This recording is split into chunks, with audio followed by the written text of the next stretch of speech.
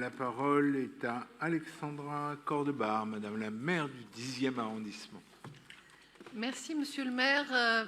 Mes chers collègues de droite,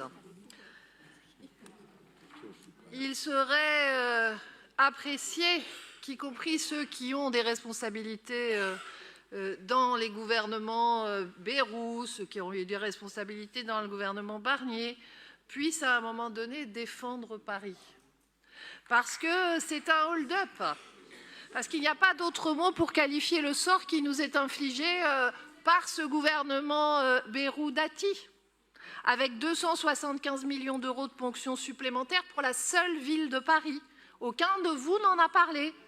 Du fait de cette loi de finances qui a été votée par le Parlement en février, nous sommes là face à un véritable hold-up, un record absolu, du jamais vu.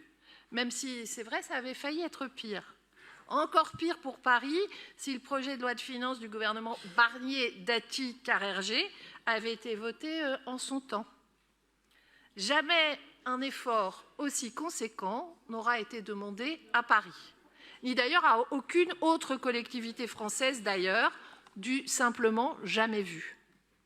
À elle seule, Paris représente, Madame la maire Anne Hidalgo l'a dit tout à l'heure, Paris représente désormais 10% de l'effort demandé à l'ensemble des collectivités de France. Que n'avez-vous défendu mieux Paris ? Nous pensions que le pire était derrière nous, mais c'était sans compter sur la volonté de ce gouvernement, Bayrou-Dati, de saigner Paris. Comme le disait très justement Paul Simondieu il y a quelque temps, l'État vient se servir dans les caisses de la ville pour combler son propre déficit.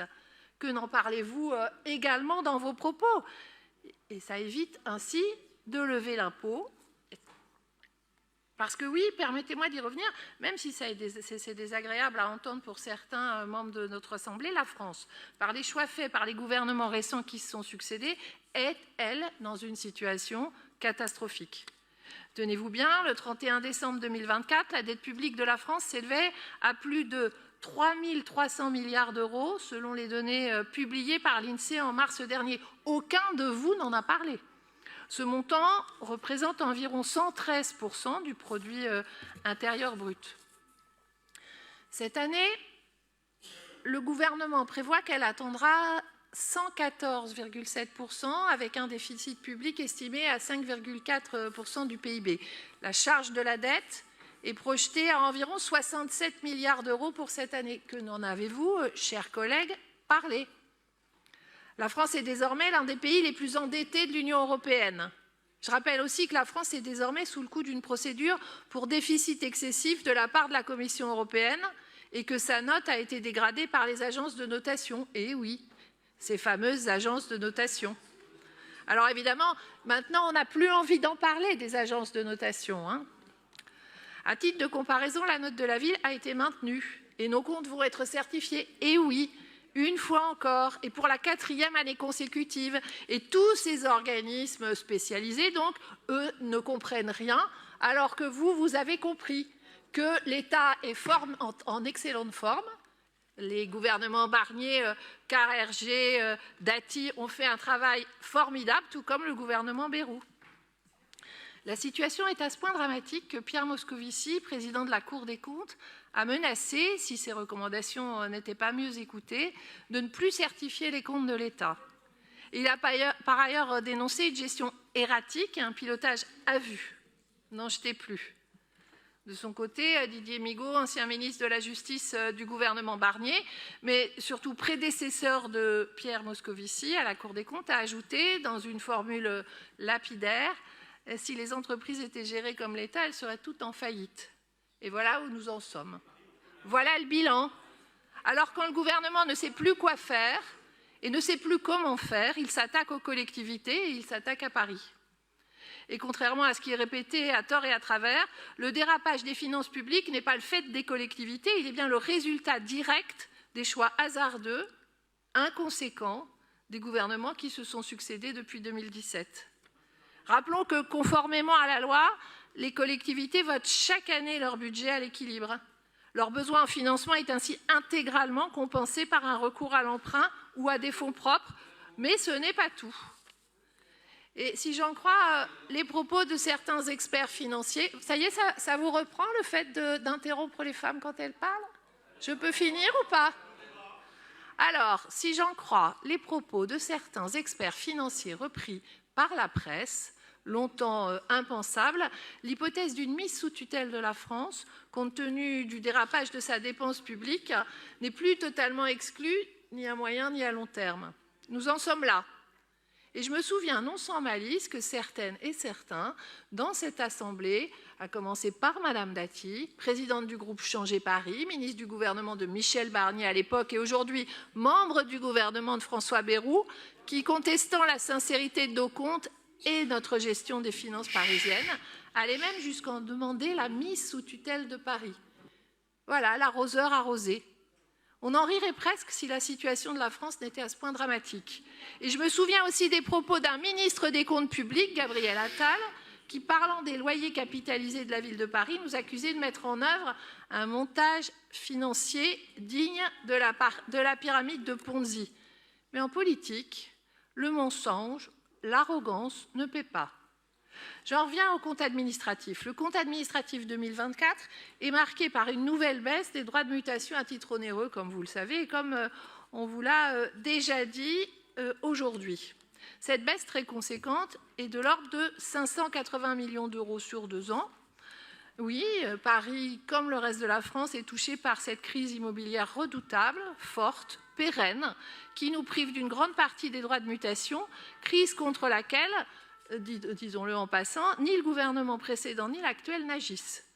Dans ce secteur, la situation est dramatique et pas seulement à Paris, comme le dénoncent chaque jour tous les professionnels de l'immobilier. Face à cette crise persistante, nous attendons d'ailleurs toujours que le gouvernement agisse et prenne enfin des mesures fortes et efficaces.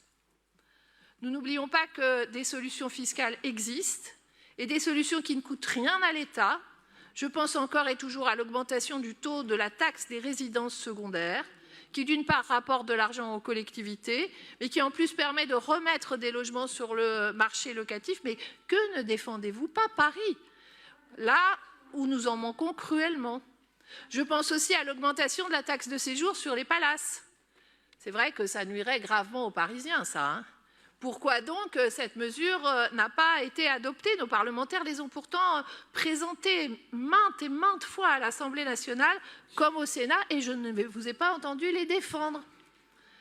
Et pourtant, malgré tous ces vents contraires, nous avons à Paris conservé, parce que la situation le nécessite et parce que nous en avons la volonté politique, un niveau d'investissement inédit à plus de 1,8 milliard d'euros, parce que c'est nécessaire, parce que nous nous devons, et il n'y a bien que vous pour ne pas voir les transformations de Paris, c'est d'ailleurs assez comique.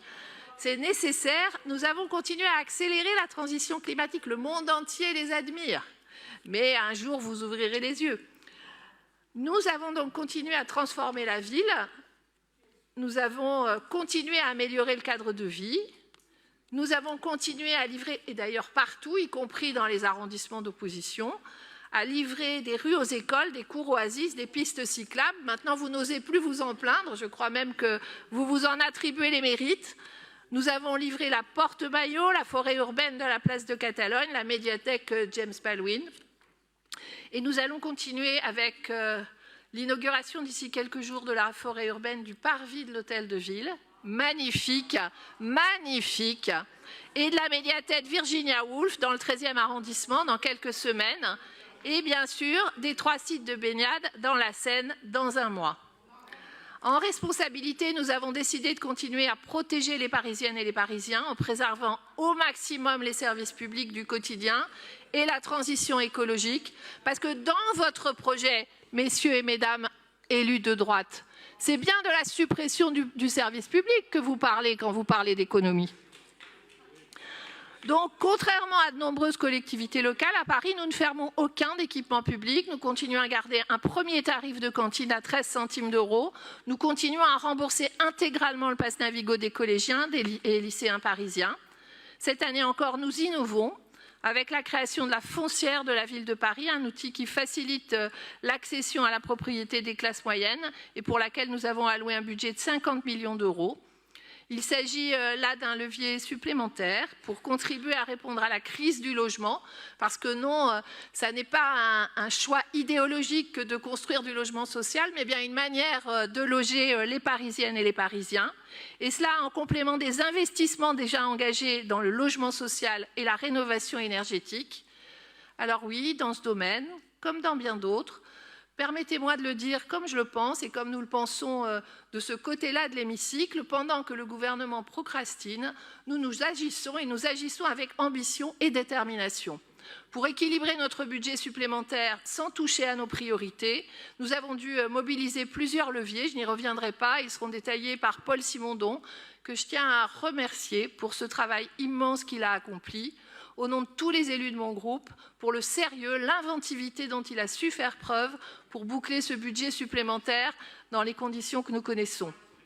Le compte administratif que nous examinons et le budget supplémentaire que nous examinerons sont sains et sincères. Ils sont fidèles à nos engagements, fidèles aux valeurs de la majorité municipale, et le groupe Paris en commun les votera avec fierté et conviction. Je vous remercie.